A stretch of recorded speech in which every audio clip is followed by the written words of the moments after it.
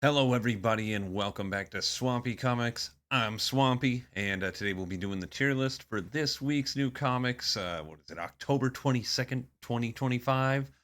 And yeah, let's just jump right into it. First up, we got Absolute Wonder Woman number 13. This is written by Kelly Thompson with art by Matthias Bergara in this issue, with colors by Jordi Belair and letters by Becca Carey.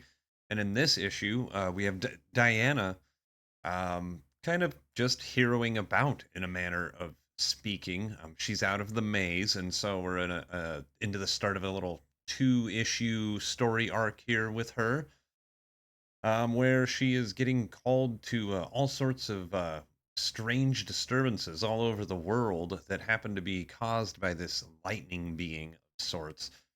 And it's really cool to see Diana's teammates in the Hyron, Diana's base of operations, helping her out in the ways they can. Barbara with her expertise in Greek mythology and architecture and all that stuff. Then you have Etta and her experience with witchcraft, and Steve seems to be their military liaison, but he was kind of gone for most of this issue. But man, I really just continue to love the series. This issue was great. It continued to reflect who this version of Diana is just perfectly. It's weird that issue after issue we get told it's like it's the most pleasant beating over the head of just letting you know like who a certain character is. And yeah, it's just really fascinating. She comes to her first conflict here and she just pulls out the weapon right away and she catches herself and she's like, whoa, whoa, whoa, whoa, whoa. Like, there's some strange dark urge, the absolute universe itself, pulling at me to just jump to violence. And that's not who I am. I gotta try to talk. And she tries to talk for a little bit before she realizes, okay, I gotta fight. But it's just really fascinating to see the evolution of her character. And yeah, with the way this issue ended, I don't want to totally spoil it, but like I'm going to other issues, I just need to start saying spoiler warning. So I should just say, yeah, seeing at the a spoiler warning for everything that I'm going to be talking about.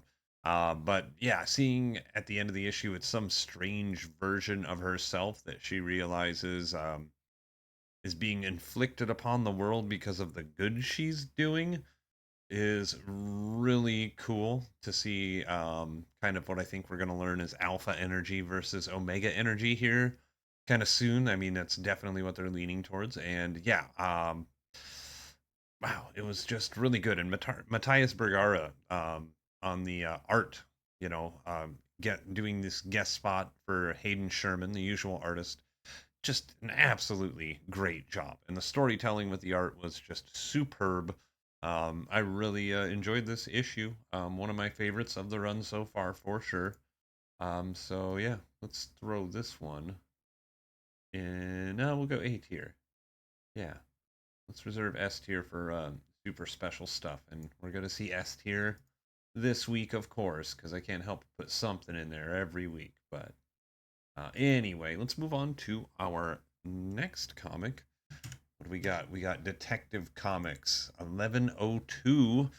This is by writer Tom Taylor with art and colors by Michael Janin, letters by Wes Abbott on this one. And this is part two of the Courage That Kills storyline, where we're seeing Batman infected with some strange disease that um, he got from saving a little boy on a boat filled with dead people. And in this issue, he's Mr. Terrific finds out he's you know got this weird disease, and that basically has 24 hours till it kicks in, and or 48, I can't remember. Either way, yeah. So Bruce really has to get to the bottom of things before things get bad for him, and he loses all inhibition and has absolutely no fear, which is a bad place to be. Yeah, but yeah, Bruce goes undercover as himself to find out more about this crazy rich guy. His character name is the Lion. What is it? Let me look. Lewis King. Yeah, he's a new character, And yeah, just a really cool, diabolical casino owning, uber rich guy who's super skilled at fighting and almost kicks Batman's ass. And Batman has to get out of there. And at the end of the issue, things fade to black as Batman seems incapacitated. Yeah, I'm really liking Detective Comics. This was a lot of fun. This is keeping me interested. Nothing I'm jumping over the moon about, but I think this was a solid issue. We're gonna go with solid B tier, like a B plus. This was great. Yeah, I liked it a lot. Next up, we have Escape number 3. This series is by writer Rick Remender with art by Daniel Acuna. And in this issue, we meet back up with our hero Milton as he's crashed behind enemy lines in this kind of strange World War II send up. Well, not send up, that's the wrong word, but you know, uh, reinterpretation. There's very clear there's U.S. and German forces, but this they're not named that. I can't remember the name of that. Does it say it here? Yes, Narenia. Uh, yeah, he's crash landed behind Narenia lines, and yeah. So how do I start this? So I didn't review issue 2 because I was late getting it, but and it stayed on my read pile until this week. But issue 2 was great. Went into the history of our hero Milton Shaw, what he was doing before the war, and what prompted him to enlist. And that was a few different things. It was kind of his wife having a baby on the way, and realizing that he didn't want to grow up in a world where this kind of Nazi like evil was taking over this fictionalized version of Europe. Um, and yeah, after seeing a war film, he enlists. He finds himself behind enemy lines, and he was just kind of sneaking around after his plane crashed in the first issue. Um, while we were learning his history through the second issue, but at the very end of the second issue, he's almost found out by a soldier, and we pick up right up with that. And this issue was intense and awesome and fun. And I was shocked. I mean, I really, really liked issues 1 and 2 a lot. But this one really, like, the art is just hitting on all cylinders. The writing is great. Um, there's not a lot of dialogue in this issue, which is great because the action speaks for itself. But what dialogue there is, it's used to such great effect as our hero Milton Shaw here is kind of going off on his inner monologue about the things he needs to do to stay alive, and you know, talking about getting stung. Oh, another hornet sting. Got to keep going as he's getting hit by bullets. And oh, so awesome. Just bloody, intense, and violent without being, overtly sensational about it. I mean, this was just really cold and brutal and fun, like a war comic should be. Yeah, and then him ending with hiding in a house and ending up or a shop. He ends up in a shop, and he finds a little hatch behind this shop's counter and hides in there. In the last panel of the comic, he looks over and he sees a Nerenian father and son who have been hiding from these soldiers, and it's just I cannot wait to see what happens next. This blew me away. I'm so glad I picked up this series on a lark. I'm having so much fun with this one. Shit, I'm putting this issue in S tier. Like this is great. This is oh, really good, really good, really good. All right, next up, we got Fantastic Four, issue number 4. This is by writer Ryan North with colors by Edgar Delgado, pencils by Umberto Ramos, and letters by Joe Carmagna. And let's see. I'll just go over the lack of one world over Doom quickly because it seems really weird that we're popped out of there all of a sudden with this series when the first 3 issues were completely involved with the ramping up of everything going on in One World Under Doom. But we're popping out of that, and that's honestly probably for the best. Um, this just kind of seemed weird, shoved in the middle of that, although it was interesting. I wasn't sure where it was going to go, and it seems neither did the editorial staff, because I'm not going to blame Ryan North for taking such a hard right here. Editorial at Marvel seems really weird right now. But anyway, enough harping on about that. I'm here to talk about the comic itself, and I gotta say, I really enjoyed this. As somebody who's newer to a lot of the extended family of the Fantastic Four, this is a perfect summation of my knowledge. I'm aware of Alicia Masters, but this is the comic where I learned that she's a blind character. I had no clue. So, yeah, that's how kind of new I am to the extended Fantastic Four family. But in this issue, we have a new pet. Yeah, the big fam's got a new pet, and it's a little dog. And I can't remember the dog's name. But I, yeah, like it was creepy. It was like a cute version of the Thing, um, because it's very apparent that this dog isn't what it seems, and Alicia keeps on flirting with realizing that as she's touching it, and then when she decides to kind of push past that a little more, she's trying to, and she's just like, oh, this is not good, this is not good, and it becomes aware of her, and it's like, oh no, you don't, you're not rooting this, like I got a good thing going on here. Everybody loves me, and yeah, I don't know. It was just cool. It turned out to be one of many across the world of an alien race of disguised animals, and yeah, I don't know what to say about it except for it was just a really cute, fun take on the movie The Thing for me. I really liked it, and it was good. What else to say about it? I mean, The Thing was referenced in this by Johnny Storm. But also, I really liked Reed, the depiction of Reed in this, because I do like arrogant, prickish Reed. That's kind of part of who he is. But he wasn't that in this. He was just smart and helpful and very involved in his work, but open to talk and not shutting anybody out. And yeah, it was cool. I like this version of the Fantastic Four that we're getting. I really like this issue. Um, was it super awesome crazy? I'm like freaking out like I did about Escape or even little bits of Absolute Wonder Woman. No, so that's why it's going to go to B tier right next to Detective Comics.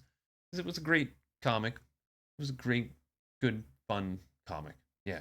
And honestly, I was kind of hesitant about continuing this series, but this issue convinced me I'm going to keep going. So good on you, Ryan North. Next up, we have Green Lantern number 28. That's by writer Jeremy Adams with art by V. Ken Marion, colors by Romulo Fajardo Jr., and letters by Dave Sharp. And we are out of the Starbreaker supremacy, and we were taking a breath here with this issue as we have a little bit more of a Hal centric issue, if not totally in character, in definitely subject matter. Because all of my favorite lanterns are totally thinking about how Guy, in particular, as well as Carol, of course. But yeah, not a lot going on in this issue, and that's fine. We just came out of a big, big epic event where a bunch of cool stuff happened. So it's okay to kind of take a break and kind of take into account where some of our characters are. Hal's getting to his back to just being Hal in the best way possible and the worst way possible at the end. Well, not the worst way possible because that's Parallax, right? But yeah, we get a guy kind of helping the Guardians and his fellow Lanterns figure out this thing in the Book of Oa that just says Hal Jordan really big. We have Kyle Rayner and Connor Kent Superboy along with Odyssey the Time Bandit. And that's a trio that I really have come to love in this series. So I hope they keep hanging out.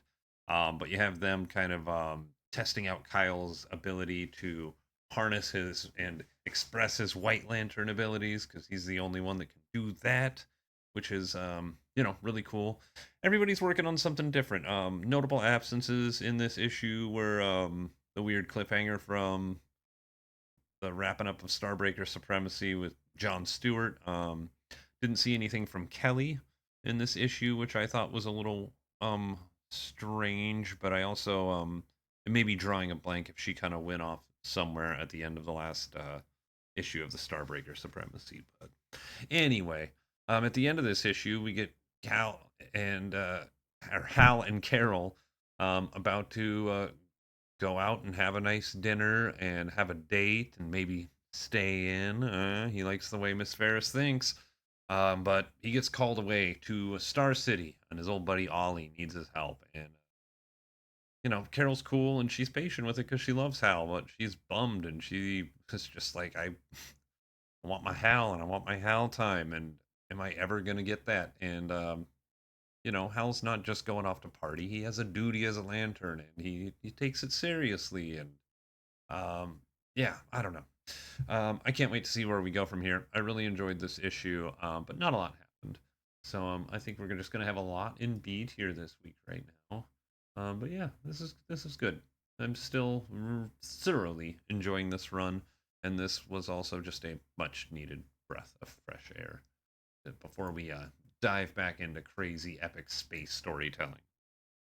But next up, um, we got Green Lantern Dark #7. This is by writer Tate Brumball with art by Werther Del Adera, colors by Giovanna Nero, and letters by Tom Napolitano.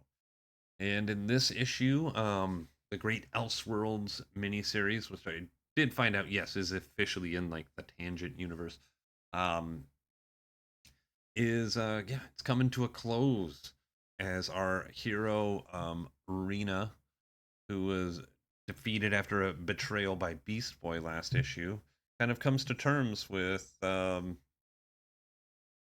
why she's so needed and why she doesn't why she can be totally confident in her abilities as the Green Lantern. And she's learning this from all the other former Green Lanterns that are in this version of Oa, which seems to be a little more of an afterlife almost. Pardon me one second. But yeah, I thought it was a lot of fun. I really this series ending up in my subscription box turned out to be quite a boon because I really like this. It wrapped up so well. We got closure for everybody with possibilities of this continuing in the future. Um, and it was just an epic confrontation between Rena and old Demona, as Demona was, showed her true colors and was going to sell out the children and use their screams to fuel her escape from Earth before this big nasty worm came to gobble up all the darkness on the Earth along with the Earth. But Rena kind of tricks Demona into sucking up all that darkness so the worm consumes only her, and bada bing, bada boom, the sun comes out and everything is happy again.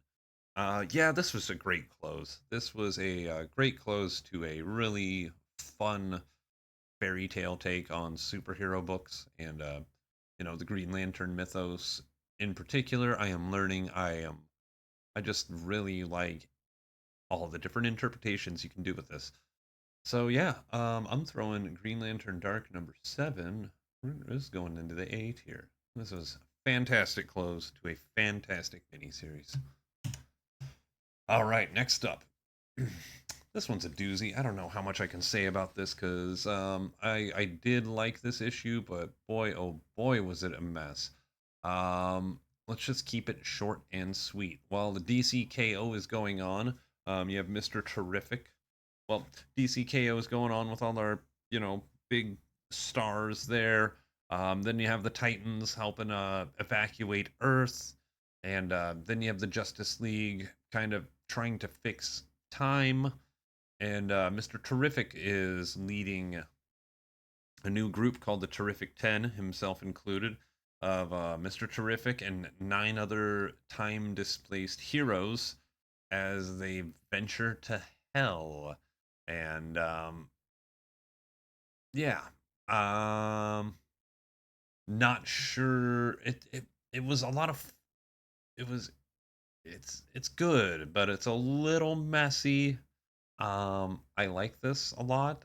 And I'm definitely gonna continue. Mark Wade does a great job, and I bet after this is a little more, the story's a little more filled out in future issues, this will be a lot more fun to go back and read. But it was a little confusing and messy. Learning we have two different Batman Beyonds in the universe right now. And yeah, just the weirdness of all these characters that are time displaced are able to just go around and check out what everybody else is doing in the modern day, and they're just freely allowed to roam. Like, you got alternate Aquaman going to current Aquaman's room and checking out all his stuff, which is really weird and invasive. And then you have something that I personally loved, is Warrior Guy Gardner coming out and trying to hook up with Tora, like, because Warrior Guy Gardner in the '90s was a total pig, and it's really cool to see the evolution of that character and how he's not so much that way anymore. He's a lot more self-controlled and self-aware and respectful, even though he's still the same kind of brash, bold, and unfiltered kind of douche sometimes. Yeah, but yeah. Anyway, um, I'm really excited to see where we go. We kind of got a vision of our other time displaced heroes talking about how they're being pursued through time as well by Darkseid's Legion, and everything's crazy, messy, and timey wimey. And usually I hate this stuff, but I'm really digging it right now, so I'm gonna keep going. But yeah, this issue was a little bit of a mess, and if some random person were to stumble upon this one, it would be indecipherable. So I'm gonna be a little hard on this one, and I'm gonna give it a C tier. It's the lowest I think I've given anything written by Mark Wade so far, and I feel bad about it. It's a C plus for sure, but yeah, a little bit of a mess. I'm not, and it's just hard to see what their goal is with all this timey wimey stuff. But anyway, let's move on to a. Oh yeah, I didn't say credits. Oh my gosh, how dare I forget the credits? Because it was written by Mark Wade, and the art in this book is top tier by Dan Mora, top tier. Letters by Ariana Marr and colors by Tamra Bonvillain. So yeah, um, just a great team creatively on this book, even if it's a little bit messy and hard to follow right now. Anyway, next up we have a new history of the DC universe, number 4. This one is written by Mark Wade with art by Hayden Sherman and Howard Porter, colors by Hi-Fi and Triona Farrell, and letters by Todd Klein. And not a lot to say about this. This is just kind of the last book in the new history of the DC Universe series. Uh, it starts off basically with Blackest Night, kind of where we left off at last issue, then on to Flashpoint and the New 52, kind of explaining how that works in continuity to those that might not be familiar, and goes through everything, warts and all. We have good stuff. We have Rick Grayson. Good stuff and Rick Grayson were two separate things, keep in mind.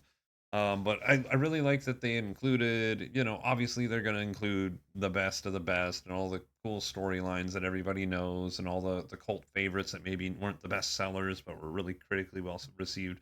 But it is cool to see them wear their scars pretty well with some of the messier points of the last 10 years of DC, 10 years or so. And yeah, I thought this was a great success. And I will have to say, the last page really resonated with me as somebody who, in these crazy times, started reading comics this year. And it's been a just a boon for me personally, making me feel better all the time. When just having a dumb escape to go to, or A really good book like Escape that's a little more, you know, with a message along with its intensity. But yeah, I'm glad this exists. I'm glad they did it with the teams they did it with, and yeah, I mean, it's A for sure, A tier book for sure.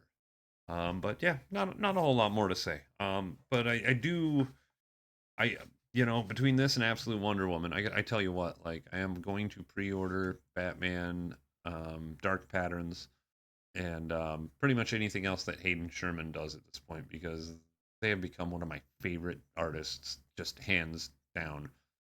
Just wow, great stuff, great depictions of stuff in here. Just Hayden Sherman, something else. All right, moving along. We got Predator Kills the Marvel Universe #3. This is written by Benjamin Percy with art by Daniel Picciotto, colors by Frank D'Armata, and letters by Clayton Cowles. And in this issue, we have what do we have in this one? Obviously, it sat heavily with me. I don't know. This one was probably the most disappointing, obviously, because I'm already having trouble. Oh, yeah, it did start off well. It started off with the Hulk fight. We got to see the Hulk take on a bunch of Yautja. And then, unfortunately, not soon after that, we saw Craven kill Bruce Banner without a second thought. It was pretty lame. But man, the panels that are the pages where we get to see Hulk fighting predators, I mean, totally badass. I love that stuff, and that's why I'm buying this book.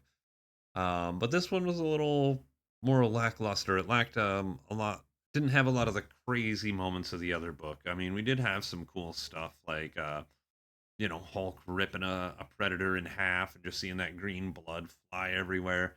Or when Logan comes upon X Mansion after the attack in the danger room that was had, and Professor X on his wheelchair just comes flying out the front door, completely engulfed in flames. Whew, that was pretty good. But yeah, other than that, I think I'm gonna keep buying this book, but I'm okay with it winding down. I'm glad this isn't an ongoing series because they don't seem to have a whole lot of ideas. But I mean, I'm being harsh on this book for it being a popcorn book. I was just a little more down on this issue than other ones. Not bad by any means, but not great either. It was cool at the end though. The reveal that Sue Storm is probably the only member of the Fantastic Four that survived, but maybe the Thing too, because he did just get knocked into space just in a straight line out of off that moon base earlier, so he could potentially come back. Anyway, we're gonna give this one, yeah, C tier. Yeah, it's my least favorite issue of this run so far. But anyway, I don't want to shit on it. It was fine.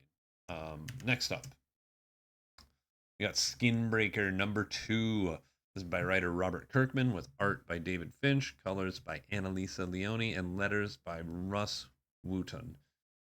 And holy crap, this it's definitely in the top 3 of prettiest comics I've ever read. It might be #1. Like this, David Finch's art. I mean, this is an achievement.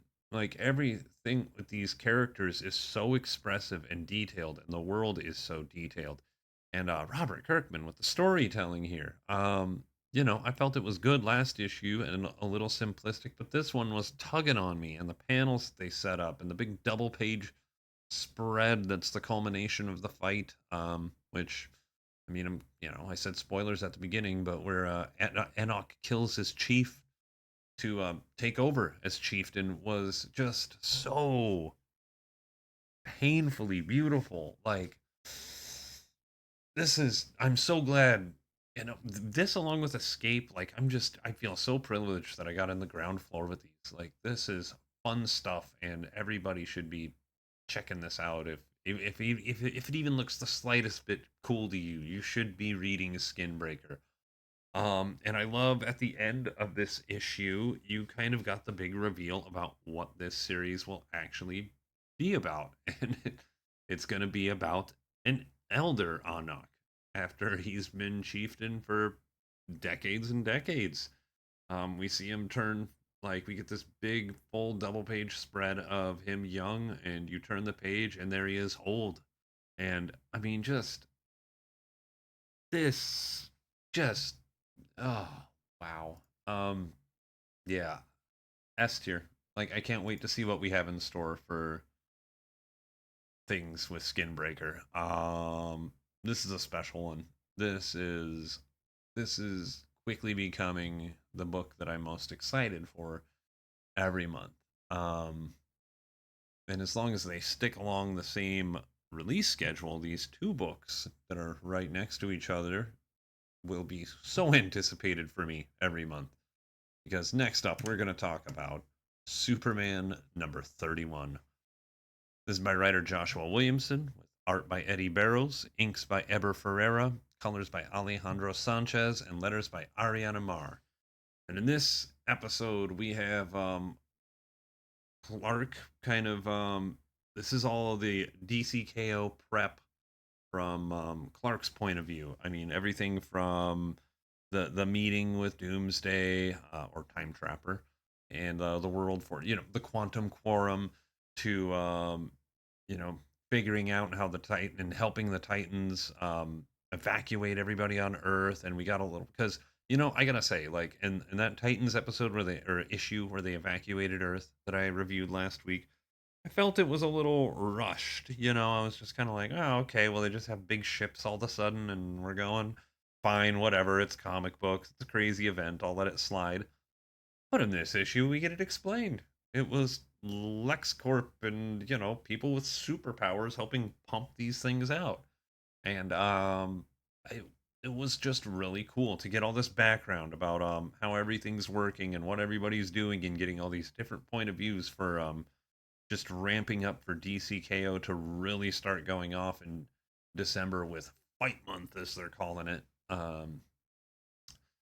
But I mean, that's not even the half of what's so good. I mean, we got Superman and Lois scenes. I mean, one of the best drawn Superman and Lois kisses in this book. The frame or lack of frames in this, or panels, like framed panels in this, was just it was an achievement. It was so good. It was so good. And the storytelling was top notch because, Lois is going to go, so Clark, trying to figure out more about the Heart of Apocalypse. He goes to the Fortress of Solitude and asks the hologram of his dad, Dad, tell me all this stuff, like, what's with this? What's with Darkseid? What's with the King Omega? What's with the Heart of Apocalypse? And he's like, yeah, I don't know anything about that. Yeah, a lot of that stuff. Yeah. I mean, I don't have that information, but also that was like illegal off-world information, so Krypton didn't even keep records of that stuff with me, you know. So Clark's like, piffle snuff. All right, gotta go fight.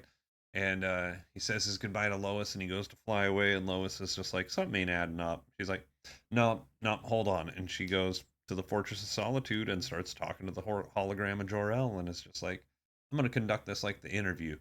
And she eventually gets the AI to come forward with a version of Superman's mother, who, if you remember from the Omega Act, did stumble upon Krypton's Heart of Apocalypse. And she lets us know that every Omega has an alpha, and perhaps that's what Doomsday might be. Like his whole cycle of life and rebirth, like and evolution, is the complete antithesis to Darkseid's death and destruction. And that is such a cool concept. So effing cool. And as she's figuring this out, all of a sudden somebody crashes through the Fortress of Solitude, and she runs over and she's like, "Oh, Clark." And he's like, "Yeah, but not the one you think." And it's Superboy Prime. Where the hell did he come from? He was in the 31st century and he got knocked back through to reality. And he's just like, "Hey, something's going on, bad is happening with the Legion, and I have to talk to Clark now." And she's like, "Yeah, I got you too." And then all of a sudden, one of Darkseid's Legionnaires pops up, and he's like, no, no, no, no, I'm Sunboy, which is, one of those old Legion of superheroes. And he's like, yeah, and no, no, you're gonna die because Darkseid is eternal and he's the best, and you guys suck for not loving him so much. And so he, does a big solar flare in this room, and it doesn't do much to Prime. And Prime is just like, yeah, that doesn't hurt me too much, man. And he's like, yeah, well, you can't do anything about it. You have no one to fight with you. You're dying today, Prime. And he's just like, no, that's not true because you forgot about the last page reveal, idiot. And I love that breaking of the fourth wall, the last page reveal. And you flip to the last page, and MF and Lois has her powers back. Superwoman is back, and I screamed "Let's go" at the top of my lungs when I read that. I am just over the moon about this series. I can't believe that I am becoming a Superman stan. This shit rules. S tier, without a doubt. This is one of the best issues of this series, and there's been a lot of good issues from 25 on. Like, there's been what, maybe 26 was a little bit of a slowdown. 26, 27 were a little bit of slowdown in it, but then you had the Legion of Darkseid, and then this. Come on. Oh, just one of the best issues of superhero comics I've ever read right here. Superman 31. Holy crap. So good. So good. Anyway, let's end on a little more of a less excited note. I'm not going to shit on this book, but I will tell you I'm not as hyped. X-Men Book of Revelation, issue 1. This is by Netho Diaz with oh, I'm sorry, that's the color. Oh, I started reading the cover artists. Let's finish here, because Netho Diaz did the pencils on the inside of the book, and J.P. Mayer did the cover, and Fernando Cifuentes did colors on the inside as well as for the cover. And then we have inks on the inside by Sean Parsons, letters by Clayton Cowles, and this whole issue is written by Jed McKay. And in this issue, we kind of get a little more of a look on the inside, like, of Revelation's port, so to speak. We have this young girl, this young mutant, Elbecca Voss, who is taking the place of Topaz, who was murdered in the Age of Revelation Overture issue. And yeah, Doug seems like a huge prick, and Revelation seems like a snake. Although I do love seeing him forcing death on its knees. That was pretty rad. Um, yeah, and then we got Fabian Cortez being a total jerk. And yeah, I don't know. The more I read of these Age of Revelation books, the less interested I get to continue with them. But this is kind of like one of the main ones, I would say, along with Amazing X-Men, and I don't know. It's one of the other ones that feels like a main one. Unbreakable X-Men, that feels, and maybe Rogue Storm too. I would say Rogue Storm feels a little bit. But anyway, I'm probably gonna keep going with this book. I'll probably get all three of them. But yeah, this is weird. I didn't dislike it, but I'm not in love with this at all. Yeah, the art's pretty cool, but I just don't get what we're trying to do here. And like, this is it part of Fabian's character that he's such a insecure dick that he's gonna kill a little kid that's just there to replace somebody else that died? Kind of a, it's a semi necessity to replace one of these serifs, so he's running at maximum efficiency, right? So I don't get it. I don't know. Anyway, we'll put Book of Revelation C tier. So, oh wow, look at that grid, all perfectly matched up. Yeah, I don't know. Book of the week this year. Or this week. I mean, I really do want to give it to all three. Like, we'll just do this real quick. Like, this was, I mean, we got three different genres here that are doing great work. It's hard to say. We got this great war book right here. And then this fantasy book that is filled with some of the best art I've ever seen and just the height of emotion, you know. And then you have Superman, just Mr. General comic book guy. Like I don't know. It's oh, it's hard for me to say. Pick of the week. Um.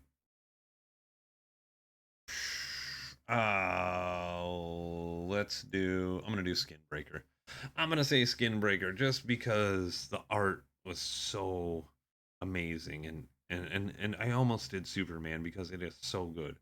But Skinbreaker, everything just feels special right now. This was such a good week. Even my C tier stuff is I liked.